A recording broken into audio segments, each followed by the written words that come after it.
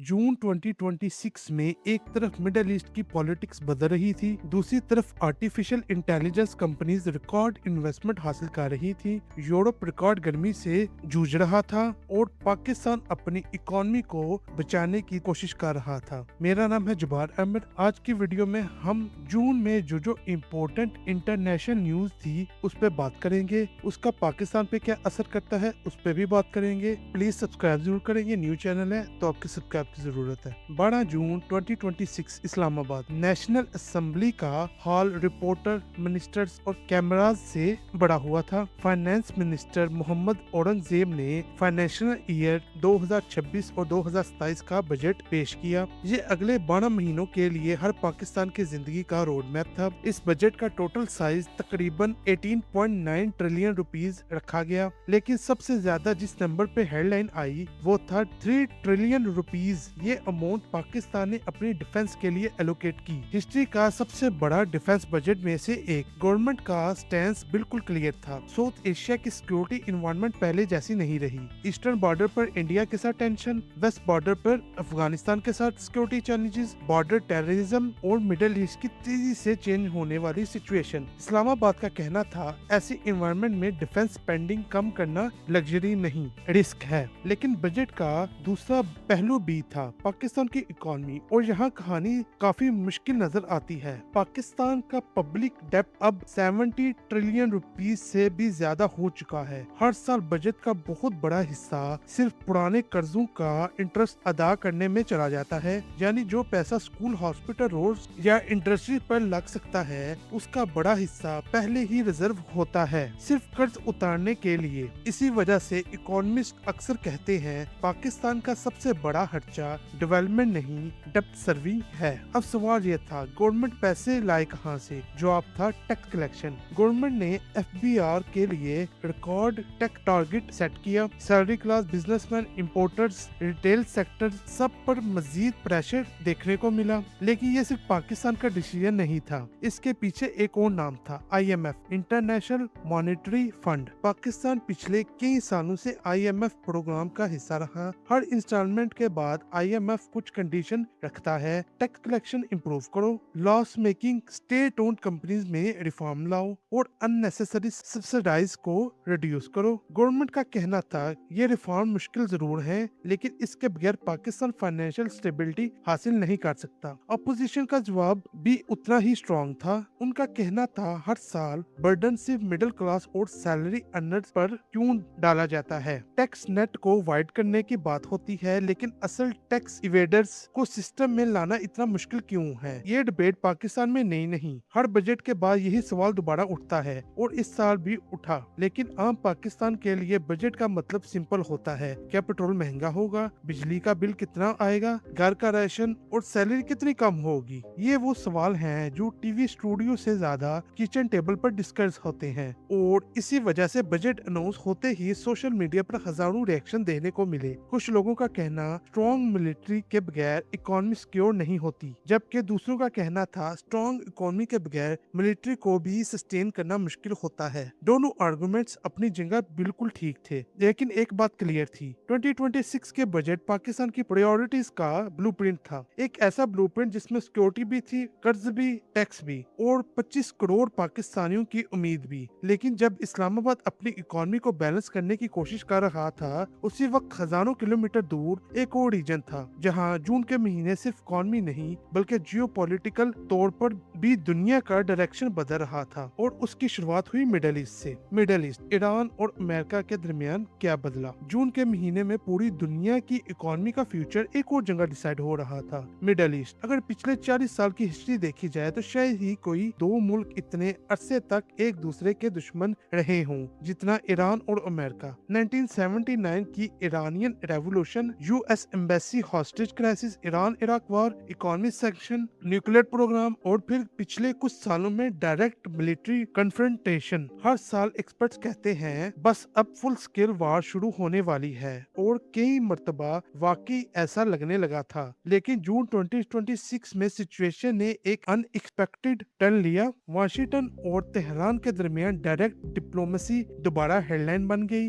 इसका मतलब ये नहीं था कि दोनों दोस्त बन गए, दोनों तरफ भी बेइतमादी अब भी मौजूद थी, लेकिन एक बात दोनों गवर्नमेंट्स समझ चुकी थी, अगर कॉन्फ्लिक्ट इसी स्पीड से चलता रहा तो सिर्फ मसाइल नहीं खत्म होंगी, इकोनॉमी भी टूट जाएगी और सबसे पहले नुकसान ऑयल मार्केट को होता है। स्ट्रेट ऑफ हॉर्मूज इतना इम्पोर्टेंट क्यों है? अक्सर न्यूज में आपने सुना होगा स्ट्रेट ऑफ हॉर्मूज, लेकिन असल सवाल ये है, ये इतना इम्पोर्टेंट क्यों है? पर्शियन गल्फ से निकलने वाला ये छोटा सा सी रूट सिर्फ कुछ किलोमीटर वाइड है, लेकिन इसी रास्ते से दुनिया का तकरीबन 20% ऑयल एक्सपोर्ट गुजरती है। सऊदी अरब, यूएई, कुवैत, कतर, इराक और ईरान सबकी एनर्जी एक्सपोर्ट्स का बड़ा हिस्सा इसी रूट से गुजरता है। अगर यहाँ एक भी हफ्ता शिपिंग रुक जाए तो ऑयल प्राइसेस सिर्फ मिडल ईस्ट में नहीं, लंदन, टोक्यो, बीजिंग और कराची तक महंगी हो सकती हैं। इसीलिए जब भी ईरान और अमेरिका के दरमियान टेंशन बढ़ती है, ऑयल ट्रेडर्स सबसे पहले इसी जगह का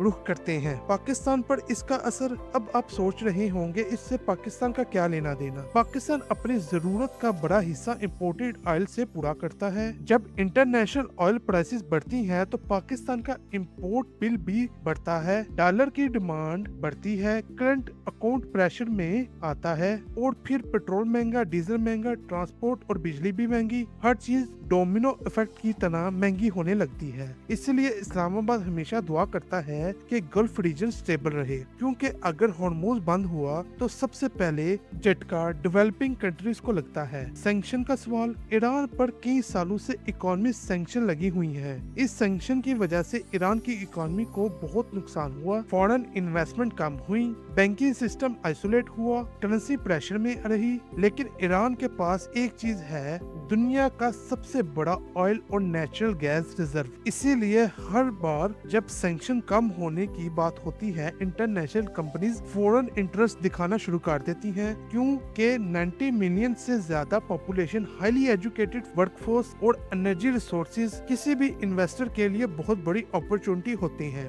लेकिन दूसरी तरफ क्रिटिक्स कहते हैं, जब तक रीजनल टेंशंस और न्यूक्लियर इशू सॉल्व नहीं होते, लॉन्ग टर्म इन्वेस्टमेंट रिस्की रहेगी। जून के एंड तक एक बात क्लियर हो चुकी थी, मिडिल ईस्ट की पॉलिटिक्स अब सिर्फ टैंक्स और मिसाइल से डिसाइड नहीं होंगी। ऑयल, ट्रेड, इन्वेस्टमेंट और डिप्लोमेसी, ये सब उतना ही इम्पोर्टेंट बन चुका है जितना फाइटर जेट्स। और पाकिस्तान के लिए भी ये सिर्फ फॉरेन न्यूज नहीं, ये डायरेक्टली रुपए की वैल्यू, पेट्रोल की प्राइस और महंगाई को इफेक्ट कर सकती है। इसीलिए जब भी तेहरान या वाशिंगटन से कोई बुरी अनाउंसमेंट आती है, उसकी गूंज इस्लामाबाद की मार्केट तक जरूर पहुंचती है। मिडिल ईस्ट में मिसाइल की आवाज धीरे धीरे कम हो रही है, लेकिन जून 2026 में एक और क्राइसिस था जिससे ना कोई आर्मी लड़ सकती थी, ना कोई मिसाइल उसे रोक सकता था, और उस क्राइसिस का नाम था गर्मी। Europe record heat wave. जून के आखिरी हफ्ते में यूरोप के कई मुल्कों में टेम्परेचर इतना बढ़ गया कि गवर्नमेंट को इमरजेंसी वार्निंग जारी करनी पड़ी। स्पेन, इटली, फ्रांस, पुर्तगाल, ग्रीस सब रिकॉर्ड ब्रेकिंग गर्मी का सामना कर रहे थे। कई शहरों में टेम्परेचर 45 डिग्री सेल्सियस के करीब पहुंच गया। साइंटिस्ट का कहना था ये सिर्फ एक नॉर्मल समर नहीं, ये यूरोप की हिस्ट्री का सबसे severe early summer heat wave में से एक थी। रोडें पिघलने लगी, रेलवे ट्रैक एक्सपेंड होने लगे, कई स्कूल बंद कर दिए गए, हॉस्पिटल में डिहाइड्रेशन और हीट स्ट्रोक के पेशेंट का प्रेशर अचानक बढ़ गया। एक तरफ लोग एसी चला रहे थे, दूसरी तरफ इलेक्ट्रिसिटी ग्रिड पर भी प्रेशर बढ़ता जा रहा था। क्लाइमेट साइंटिस्ट का कहना था, अगर ग्लोबल टेम्परेचर इसी स्पीड से बढ़ते रहे तो ऐसी हीट वेव्स फ्यूचर में और कॉमन होती जाएंगी। लेकिन हर कोई इस बात पर एग्री नहीं करता। कुछ एक्सपर्ट्स कहते हैं क्लाइमेट चेंज रियलिटी है, लेकिन गवर्नमेंट इस इशू को पॉलिटिकल टूल भी बना लेती है, इसीलिए डिबेट अभी भी खत्म नहीं हुई। लेकिन एक बात सच है, जून 2026 यूरोप के लिए बहुत महंगा साबित हुआ और पाकिस्तान के लिए भी इसमें एक लेसन था। पाकिस्तान खुद दुनिया के उन मुल्कों में शामिल है जो क्लाइमेट चेंज से सबसे ज्यादा इफेक्ट हो सकते हैं। 2022 के सैलाब ने ये बात पहले ही साबित कर दी थी, कभी सैलाब, कभी ड्राउट, कभी हीट वेव। क्लाइमेट का इम्पैक्ट सिर्फ यूरोप का मसला नहीं रहा, ये अब पूरी दुनिया का मसला बन गया है। आर्टिफिशियल इंटेलिजेंस, हर महीना कोई ना कोई नया AI मॉडल अनाउंस हो रहा था। Tech companies billion of dollar invest कर रही थी सिर्फ एक सवाल के लिए फ्यूचर का इंटरनेट कौन कंट्रोल करेगा? ओपन एआई, गूगल, माइक्रोसॉफ्ट और चाइना की एआई कंपनीज अब सब अपनी अपनी टेक्नोलॉजी को इम्प्रूव करने में लगी हुई थी। एक्सपर्ट्स का कहना है एआई रेस अब स्मार्टफोन रेस से भी बड़ी बन चुकी है। जो कंपनी बेस्ट एआई बनाएगी उसके पास सिर्फ सॉफ्टवेयर नहीं होगा, उसके पास एजुकेशन, हेल्थ केयर, बिजनेस और सर्च इंजन तक इन्फ्लुएंस होगा। लेकिन हर रेवोल्यूशन की तरह इसके साथ डर भी है। लाखों जॉब्स ऑटोमेटिक हो जाएंगी, फेक वीडियो और फेक न्यूज बनाना पहले से ज्यादा आसान हो गया और साइबर अटैक भी एआई की वजह से ज्यादा डेंजरस होते जा रहे हैं। पाकिस्तान में भी यूनिवर्सिटी और सॉफ्टवेयर हाउस रैपिडली एआई को अडॉप्ट कर रहे हैं। स्पेस रेस दोबारा शुरू। और जब एआई अर्थ पे रेस लगा रही थी, स्पेस में भी एक और कंपटीशन चल रहा था। नासा ने जून के महीने में आर्टेमिस प्रोग्राम का नेक्स्ट फेज पर काम को फर्दर पुश किया। लेकिन इंटरेस्टिंग बात ये है, आज स्पेस रेस सिर्फ गवर्नमेंट की नहीं रही, प्राइवेट कंपनीज भी उतनी ही पावरफुल बन चुकी हैं। स्पेसएक्स, ब्लू ओरिजिन और दूसरी कमर्शियल स्पेस कंपनीज सबका टारगेट सिर्फ सैटेलाइट लॉन्च करना नहीं बल्कि मून और एंड में मार्स तक पहुंचना बन गया है। 1969 में जब नील आर्मस्ट्रांग ने मून पर पहला कदम रखा तब दुनिया दो सुपर पावर में डिवाइड थी, अमेरिका और सोवियत यूनियन। आज सिचुएशन बिल्कुल डिफरेंट है। अब कंपटीशन में गवर्नमेंट्स के साथ बिलियन ऑफ डॉलर कंपनीज भी शामिल हैं। जो कंट्री या कंपनी मून पर परमानेंट इंफ्रास्ट्रक्चर एस्टेब्लिश करेगी, फ्यूचर के स्पेस इकोनॉमी में उसका बहुत बड़ा रोल होगा। माइनिंग, कम्युनिकेशन और शायद एक दिन टूरिज्म भी, ये सब ट्रिलियन डॉलर इंडस्ट्री बन सकती हैं। इसीलिए स्पेस रेस दोबारा शुरू हो चुकी है। फर्क सिर्फ इतना है, इस दफा फिनिश लाइन मून नहीं मार्स है। जून 2026 सिर्फ पॉलिटिक्स और वार का महीना नहीं था, ये महीना दुनिया के अमीर तरीन लोगों के लिए भी तारीख का एक नया चैप्टर लेकर आया। अगर आज किसी से पूछा जाए कि दुनिया का सबसे मशहूर बिजनेसमैन कौन है, तो बहुत से लोग एक ही नाम लेंगे, Elon Musk. Tesla, SpaceX, XXAI, Neuralink, Starlink, एक ही इंसान की कंपनीज। लेकिन जून के महीने में इलोन मस्क सिर्फ इसलिए हेडलाइन में नहीं था क्योंकि उन्होंने कोई नया रॉकेट लॉन्च किया, बल्कि इसलिए क्योंकि एआई और स्पेस इंडस्ट्री में पैसा पहले से भी ज्यादा तेजी से बहना शुरू हो गया। लेकिन हर चीज पॉजिटिव नहीं है। जितनी तेजी से एआई और स्पेस कंपनी ग्रो कर रही हैं, उतनी ही तेजी से कंसर्न भी बढ़ रहे हैं। एक सवाल बार बार पूछा जा रहा है, क्या फ्यूचर सिर्फ चंद बिलियनर्स के कंट्रोल में चला जाएगा? आज दुनिया की कुछ प्राइवेट कंपनीज कई कंट्री से ज्यादा पावरफुल हो चुकी हैं। उनके पास अपने सैटेलाइट्स हैं, अपना एआई है, अपनी कम्युनिकेशन सिस्टम है और बिलियन ऑफ डॉलर का कैपिटल है। पहले सिर्फ गवर्नमेंट स्पेस मिशन करती थी, आज प्राइवेट कंपनी भी वही काम कर रही हैं। 21st सेंचुरी में कंपटीशन सिर्फ अमेरिका और चाइना के दरमियान नहीं बल्कि गवर्नमेंट्स और मेगा कॉर्पोरेशन के दरमियान भी होगा। पाकिस्तान कहाँ खड़ा है? अब सवाल उठता है, पाकिस्तान का इस सब से क्या लेना देना? पाकिस्तान के सॉफ्टवेयर एक्सपोर्ट्स हर साल बढ़ रही है। हजारों Pakistani freelancers AI tool use कर रहे हैं, स्टूडेंट मशीन लर्निंग सीख रहे हैं, स्टार्टअप एआई प्रोडक्ट बना रहे हैं। लेकिन चैलेंज भी उतना ही बड़ा है।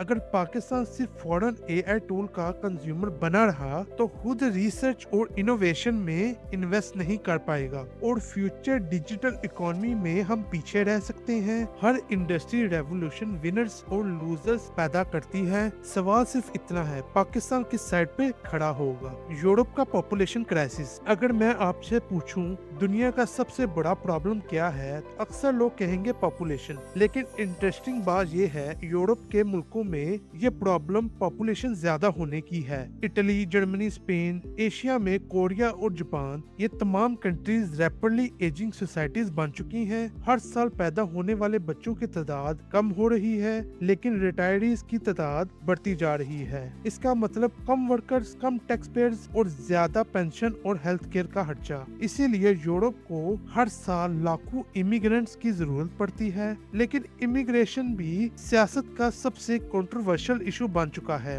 एक तरफ बिजनेस कहते हैं ह्यूमन वर्कर्स चाहिए, दूसरी तरफ राइट विंग पार्टीज कहती हैं ज्यादा इमिग्रेशन नेशनल आइडेंटिटी को चेंज कर रही है। और ये डिबेट सिर्फ यूरोप तक लिमिटेड नहीं, कनाडा, ऑस्ट्रेलिया और अमेरिका में भी ये डिस्कशन चल रहा है। China versus America. जून के महीने में अमेरिका और चाइना के दरमियान कंपटीशन भी कम नहीं हुआ। Artificial intelligence, semiconductors, electric vehicles, rail rare earth minerals, हर फील्ड में दोनों सुपर पावर एक दूसरे से आगे निकलना की कोशिश में रहे। एक्सपर्ट्स कहते हैं कोल्ड वॉर में अमेरिका और सोवियत यूनियन न्यूक्लियर वेपन बना रहे थे और आज अमेरिका और चाइना एआई मॉडल्स और कंप्यूटर चिप बना रहे हैं, लेकिन स्टेक्स उतने ही बड़े हैं। जो एआई और एडवांस चिप में लीड करेगा वो ही फ्यूचर इकोनॉमी भी लीड करेगा। इसलिए अमेरिका ने एडवांस चिप एक्सपोर्ट्स पर रिस्ट्रिक्शन लगाई हुई है और चाइना अपनी डोमेस्टिक टेक्नोलॉजी इंडस्ट्री को बिलियन ऑफ डॉलर की सपोर्ट दे रहा है। तो ये मेरी वीडियो थी जून के मंथ में क्या क्या हुआ है, उस पर मैंने वीडियो बनाई है, उसको थोड़ा एक्सप्लेन भी किया हर एक टॉपिक को। होपफुली आपको पसंद आई हो और प्लीज प्लीज प्लीज सब्सक्राइब जरूर करें। Thank you.